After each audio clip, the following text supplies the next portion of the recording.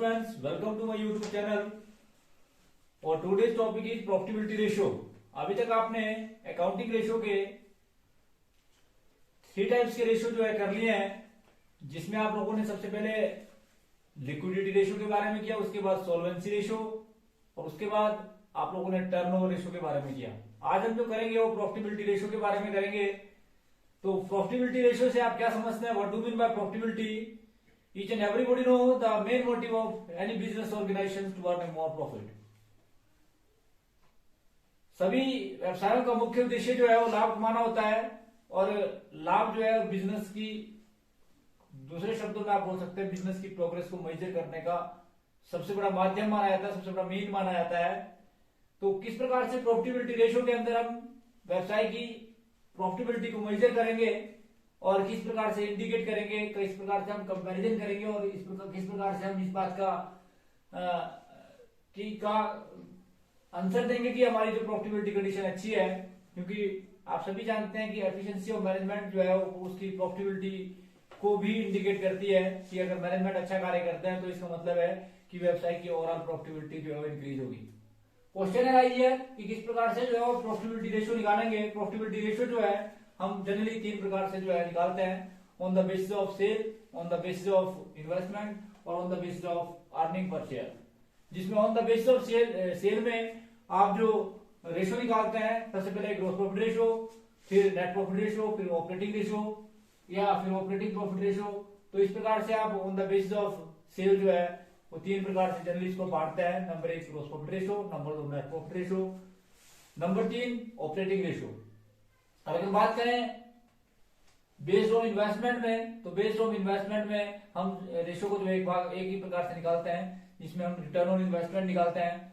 और इसी प्रकार से अगर आप अर्निंग पर शेयर की बात करें तो अर्निंग पर शेयर के बेस पे हम जो है रेशियो 3 प्रकार से बांटते हैं, earning per share, dividend per share और प्राइस अर्निंग रेशियो। इस प्रकार से जो है प्रॉफिटेबिलिटी रेशियो को जो है बेस किया जाता है इन सभी रेशियो के बेस पर कि इस प्रकार से इसको कैलकुलेट किया जाता है। तो अगर बात करें based on earning on share की, तो अर्निंग ऑन शेयर के बेस पर आप सभी जानते हैं रेशियो को 3 प्रकार से आप कैलकुलेट करते हैं, earning per share, dividend per share और प्राइस अर्निंग रेशियो। इस प्रकार से आप इसको निकालते हैं। क्वेश्चन है हियर कि बारी बारी से हम इन रेशियो की एक्सप्लेनेशन करेंगे। तो what do mean bye profitability ratio? आप लोगों ने समझा कि प्रॉफिटेबिलिटी रेशियो एक प्रकार का ऐसा रेशियो है जो व्यवसाय की प्रॉफिटेबिलिटी कंडीशन के बारे में आपको बताता है, जो ये बताता है कि बिजनेस की ओवरऑल प्रॉफिटेबिलिटी कंडीशन वो कैसी है। मैंने जैसे आपको बताया इसको 3 बेस पे आप निकालते हैं, on the basis of sale, on the basis of return on investment और on the basis of earning on share. तो बात आती है कि on the basis of sale आप इस प्रकार से इसको कैलकुलेट करते हैं। तो on the basis of sale आप जब इसको कैलकुलेट करते हैं तो सबसे पहले हम रेशियो निकालते हैं ग्रोस प्रॉफिट रेशियो। तो ग्रोस प्रॉफिट रेशियो एक प्रकार का रेशियो है जो will show the relationship between gross profit upon net sale multiply by 100। Is this clear? That means कि प्रॉफिटेबिलिटी के रेशियो के जितने भी रेशियो आएंगे वो आपके परसेंटेज में आएंगे। अभी तक आपने प्रोपोर्शनेट मेथड के अनुसार और रेट मेथड के अनुसार जो है वो व्यवसाय के प्रॉफिटेबिलिटी जितने भी रेशियो है अकाउंटिंग रेशियो को कैलकुलेट किया। आज हम जो कैलकुलेट करेंगे on the basis of percentage हम कैलकुलेट करेंगे। तो जब भी आप इस प्रकार की प्रॉफिटेबिलिटी रेशियो को निकालते हैं तो हम परसेंटेज यानी कि 100 से उसको मल्टीप्लाई जरूर करते हैं।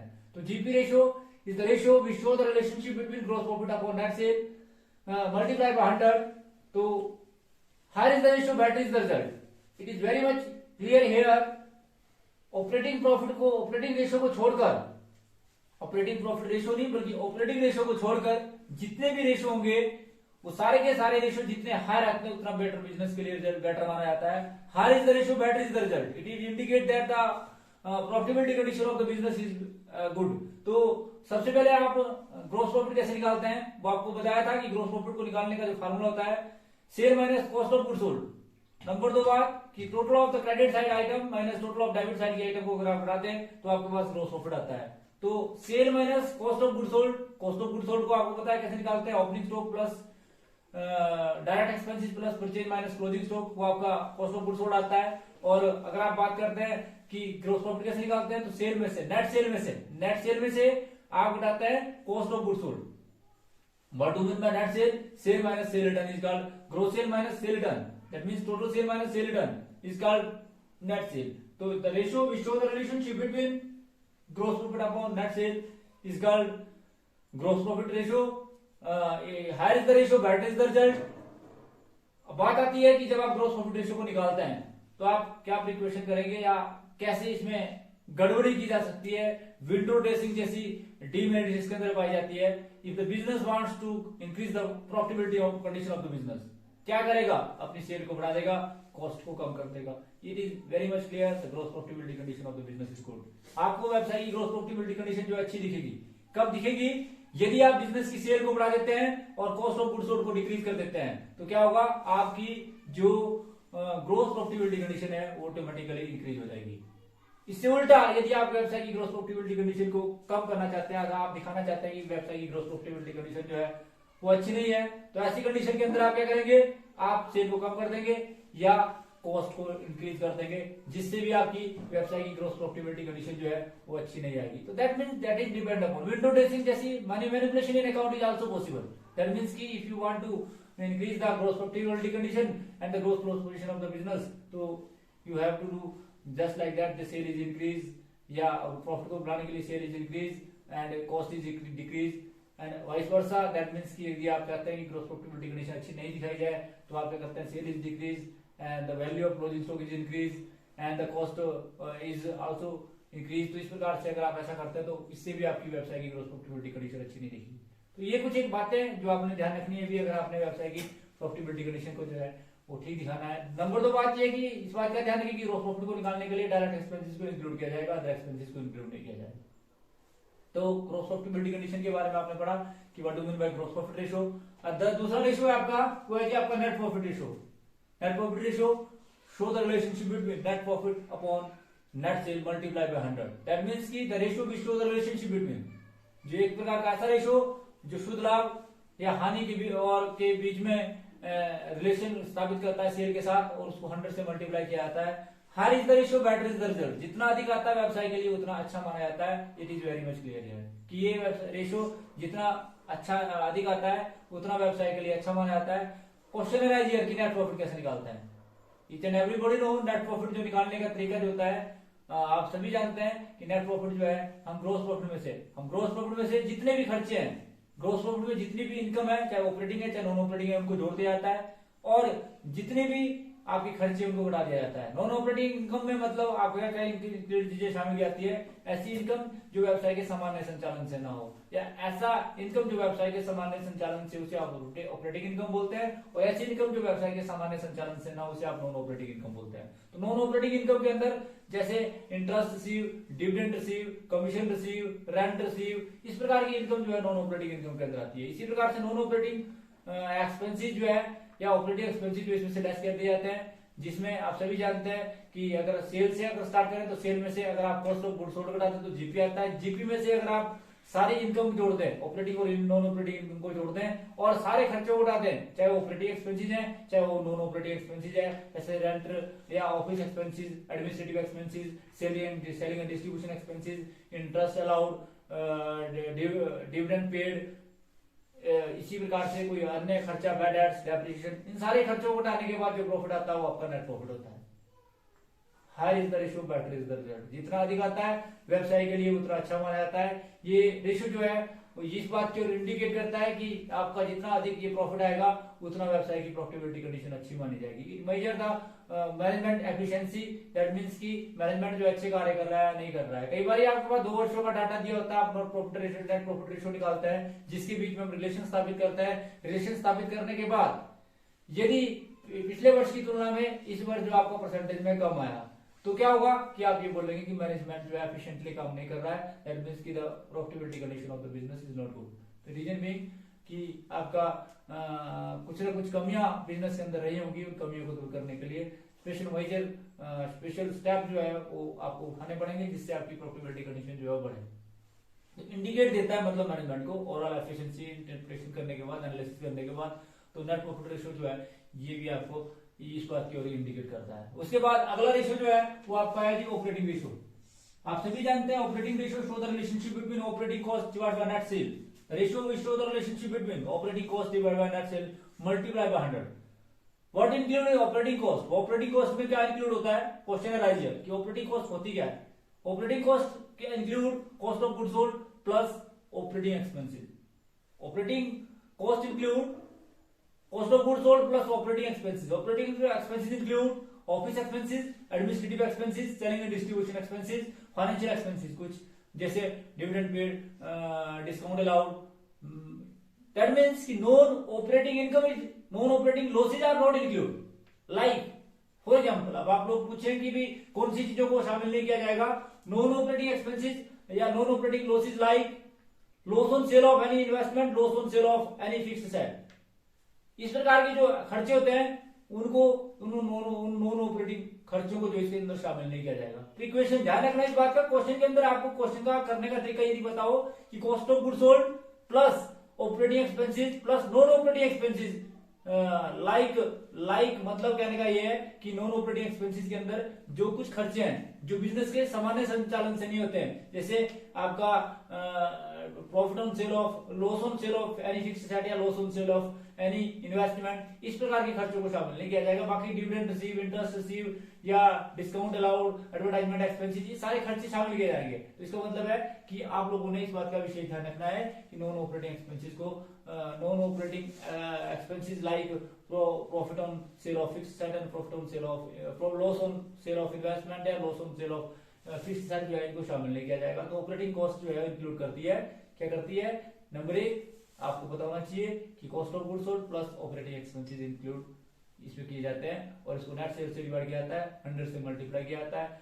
Lower is the ratio better is the result, ये रेशियो जितना कम आता है उतना व्यवसाय के लिए अच्छा माना जाता है, क्योंकि इट इज इंडिकेट दैट आपका कॉस्ट जो है वो कम है as compare to cell.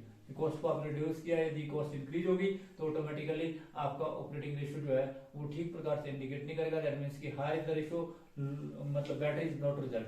Better result कब माना जाएगा, जब इस रेशियो के अंदर, प्रॉफिटेबिलिटी रेशियो के अंदर केवल मात्र यही रेशियो है कि जो ये बोलता है कि lower is the ratio better is the result.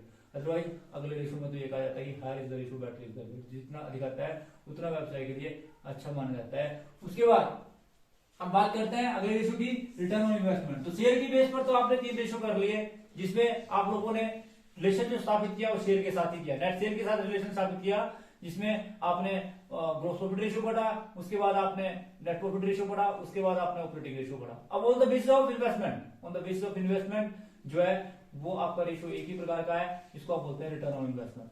That is very important ratio, not only for the examination purpose but memorise करने के लिए ये रेशियो बहुत इंपॉर्टेंट है, क्योंकि इस रेशियो के अंदर जो है आप कई बार फार्मूला ही आपको याद नहीं रहता है और कई बार आप फार्मूले के साथ साथ जो एग्रीमेंट के अंदर आती है वो आपको याद नहीं रहती है। तो इसलिए ये रेशियो बड़ा इंपॉर्टेंट है, क्योंकि अगला जैसे ग्रॉस प्रॉफिट रेशियो है, नाम ही इसके क्लियर से क्लियर है, B gross profit upon net sale, net profit ratio net profit upon net sale, operating ratio operating cost divide by net sale. तो दैट मींस कि वो रेशियो याद करने ज्यादा मुश्किल नहीं है, टर्नओवर के रेशियो भी इतने मुश्किल याद करने नहीं थे। प्रॉपर्टी रेशियो और रिटर्न ऑन इन्वेस्टमेंट के रेशियो को आपको फार्मूला हमेशा याद होना चाहिए। क्यों, रीजन भी क्योंकि वो आपको कई बार ऐसा लगता है कि इसके अंदर क्या आइटम होती है, उसके जो आपसे फार्मूला पूछा था उसमें वो क्लियर नहीं दी होती है। तो what do mean bye return on investment, the ratio will show the relationship between net profit after net profit before interest, taxes and preferential dividend divide by capital employed. The ratio ये एक प्रकार का ऐसा ratio है जो व्यवसाय की return on investment के बारे में बताता है। जो बंदा इन्वेस्ट करता है वो इन्वेस्टमेंट से रिटर्न चाहता है। ये रेशियो जितना अधिक आता है उतना व्यवसाय के लिए अच्छा माना जाता है। क्यों माना जाता है, इसलिए माना जाता है क्योंकि it indicate group efficiency of the business, कि बिजनेस की ग्रुप एफिशिएंसी के बारे में बताता है, क्योंकि कुछ आइटमें जो है ट्रेडिंग एंड प्रॉफिट अकाउंट से होती है और कुछ आइटमें जो है बैलेंस शीट से होती है। ओवरऑल एफिशिएंसी के बारे में जो है ये आपको बताया जाता है, ग्रुप एफिशिएंसी के बारे में आपको ये बताया जाता है। ये प्रॉफिटेबिलिटी कंडीशन के साथ साथ फाइनेंशियल पोजीशन की ओर भी इंडिकेट करता है।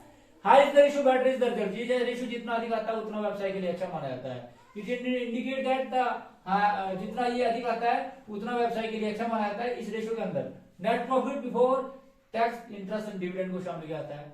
मतलब कहने का ये कि आपने इंटरेस्ट, नेट प्रॉफिट जो आपके पास आता है उसमें ना तो इंटरेस्ट घटाना है, ना टैक्स घटाना है, ना डिविडेंड घटाना है। यदि घटाया तो उसको ऐड बैक करना पड़ेगा। इसका मतलब ये क्लियर है कि अगर आपने मान लो net profit after interest and tax and preferential dividend दिया है तो आपने क्या करना है, डिविडेंड को भी जोड़ना है, इंटरेस्ट को भी जोड़ना है, टैक्स को भी जोड़ना, तो बिफोर बन जाता है earning before interest and tax and preferential dividend बन जाती है। तो इसको निकालने के लिए जो आपके पास फार्मूला होता है return on investment show the relationship between net profit before tax, interest and dividend divide by capital employed. तो higher is the ratio better is the result, ये रेशियो जितना अधिक आता है उतना व्यवसाय के लिए अच्छा माना जाता है। It indicate the overall efficiency of the business. और इसके अंदर सबसे पहले बात आती है कि नेट प्रॉफिट तो आपको निकालना है। नेट प्रॉफिट में मैंने आपको बताया कि नेट प्रॉफिट निकालते समय इस बात का ध्यान रखें कि वो before interest tax and preference share dividend होना चाहिए। यदि ये आफ्टर है तो आपने इसमें सब चीजें ऐड करनी है बैक, तब बिफोर बन जाएगा। ठीक है जी। नंबर 2 बात आती है कि कैपिटल एम्प्लॉयड कैसे निकालते हैं। कैपिटल एम्प्लॉयड को निकालने के लिए हमारे पास कुछ तरीके दिए गए हैं। अब कैपिटल एम्प्लॉयड क्या क्या चीजों को इंक्लूड करती है, ये इंक्लूड शेयर होल्डर फंड और long term loan. That means कि लॉन्ग टर्म लायबिलिटी और शेयर होल्डर फंड को ये इंक्लूड करती है, जिसमें शेयर होल्डर फंड के अंदर equity share capital plus preference share capital plus reserve and surplus plus profit loss account का credit balance plus long term loans. Long term loans ध्यान रखना इस बात का, पब्लिक डिपॉजिट लोन और जो आपका डिवेंचर है उनको भी इंक्लूड किया जाता है। इसमें केवल मात्र करंट लायबिलिटी को इंक्लूड नहीं किया जाता, ध्यान रखना इस बात का। अदरवाइज सारी लायबिलिटी को इसमें इंक्लूड किया जाता है। साथ में इसमें से डिडक्ट किया जाता है अगर कोई फिक्स्ड इश्यूज सेट हो, like preliminary expenses and right commission. Investment outside the business भी लेस की जाती है, ध्यान रखना इस बात का। यहाँ पर इस बात को भी फोकस करना जरूरी है। प्रोप्राइटरी रेशियो के अंदर इन्वेस्टमेंट को शामिल किया जाता था, यहाँ पर इन्वेस्टमेंट को शामिल नहीं करते हैं। इन्वेस्टमेंट आउटसाइड द बिजनेस को शामिल नहीं किया जाता है। Investment like outside the business to invest in the outside the business. That means की ये तो तरीका था भी, अगर आपने लायबिलिटी साइड की आइटम इसको निकालना है तो कैसे निकालना है, equity share capital plus preference share capital plus reserve and surplus plus accumulated profit, that means की प्रॉफिट लॉस अकाउंट का credit balance plus long term liability like loan, debenture या public deposit minus preliminary expenses, underwriter commission, discount on issue of share and debenture and profit loss account का debit balance और investment outside the business. इसको minus कर दिया जाता है अगर हो कोई आउटसाइड द बिजनेस इन्वेस्टमेंट कोई यदि कोई हो, ठीक है जी, तो उसको आप माइनस कर देते हैं। दूसरा तरीका है fixed asset, net fixed asset मतलब fixed asset after depreciation plus current asset minus current liability. और चीजों को शामिल नहीं किया जाएगा, इन्वेस्टमेंट को शामिल नहीं किया जाएगा, ध्यान रखना इस बात का। ठीक है जी। तीसरा तरीका है fixed asset plus working capital. Working capital means current asset minus current liability. तो इस प्रकार से आप जो है वो क्या निकालते हैं, कैपिटल एम्प्लॉयड निकालते हैं। तो कैपिटल एम्प्लॉयड को निकालना आपको आना चाहिए, दैट इज वेरी इंपॉर्टेंट, ध्यान रखना इस बात का। कैपिटल एम्प्लॉयड ही में ही आपकी गलती होती है। ये तो आपको पता है net profit before interest and taxes आप निकाल देंगे, परंतु कैपिटल एम्प्लॉयड में आप कई प्रकार से गलती कर देते हैं। इस बात का ध्यान रखें कि कैपिटल एम्प्लॉयड जो है वो कैसे निकालते हैं। वो आपको बताया कि अगर आप शेयर होल्डर फंड में लॉन्ग टर्म लोन जोड़ दें तो आपका जो है वो कैपिटल एम्प्लॉयड बन जाती है। दूसरे शब्दों में अगर आप फिक्स्ड एसेट में करंट एसेट जोड़ दें और करंट लायबिलिटी को उठा दें तो आपकी कैपिटल एम्प्लॉयड बन जाती है। फिक्स्ड एसेट में आप करंट एसेट जोड़ दें और करंट लायबिलिटी घटा दें, या दूसरे शब्दों में आप बोल सकते हैं कि फिक्स्ड एसेट में आप वर्किंग कैपिटल जोड़ दें तो आपके पास जो है वो भी कैपिटल एम्प्लॉयड बन जाती है। ये रेशियो जितना अधिक आता है उतना व्यवसाय के लिए अच्छा माना जाता है। ये व्यवसाय की इन्वेस्टमेंट पॉलिसी को इंडिकेट करता है। ये इस बात की ओर इंडिकेट करता है कि इन्वेस्टर का पैसे का यूटिलाइजेशन कैसे हो रहा है, क्योंकि higher is the ratio better is the result. ये रेशियो जितना अधिक आता है व्यवसाय के लिए उतना अच्छा माना जाता है। It indicate the overall efficiency of the business. तो इस प्रकार से आपने रिटर्न ऑन इन्वेस्टमेंट का भी टॉपिक किया। अगले टॉपिक हम जो आपका based on earning per share है वो अगले टॉपिक में कराएंगे, क्योंकि हम इसका कुछ प्रैक्टिकल क्वेश्चन करेंगे जिससे हमें और अधिक ज्यादा क्लियरिटी आएगी, क्योंकि थ्योरेटिकल क्वेश्चन के साथ साथ प्रैक्टिकल क्वेश्चन को समझना जो है वो बहुत जरूरी है। तो किस प्रकार से जो इसके प्रैक्टिकल किए जाएंगे, जिसमें मैंने आपको बताया कि आपने प्रॉफिटेबिलिटी रेशियो में आपने 4 प्रकार के रेशियो आज आप किए, जिसमें gross profit ratio, net profit ratio, operating ratio, return on investment ratio, इन सारे रेशियो को आप लोगों ने ठीक ढंग से समझ लिया होगा। तो thanks for watching the video. Please like, comment and subscribe my channel. Thank you.